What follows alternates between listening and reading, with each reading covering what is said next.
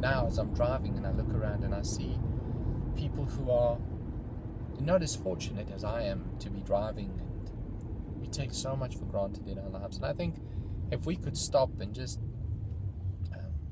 take a minute to just say thank you. I remember some years ago I attended a funeral of a close friend of mine who was murdered, and I remember sitting in that little church and thinking to myself that this guy was he was about 27 when he was killed, and in the church there must have been, not even 20 people.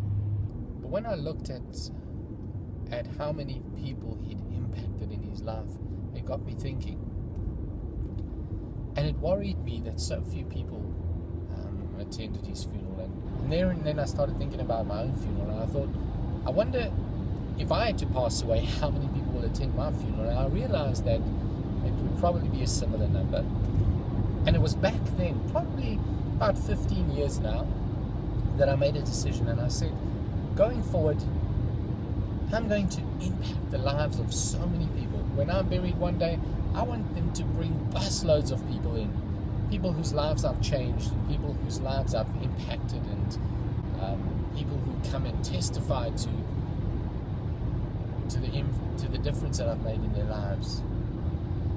And I think what I'm trying to say today is that maybe we need to just look around us a little bit, look around us at what we have to be grateful for, and look at some of the people around us who don't have what we have, who aren't as fortunate as what we are. And maybe we need to start blessing others, start giving and impacting others in a bigger and a greater way.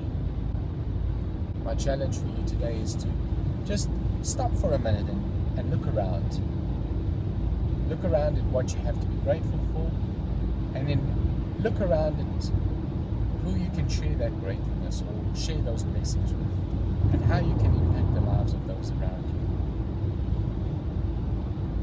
you, so that many people would stand up and testify to the blessings that you've brought to their lives, and the impact that you've made on their lives.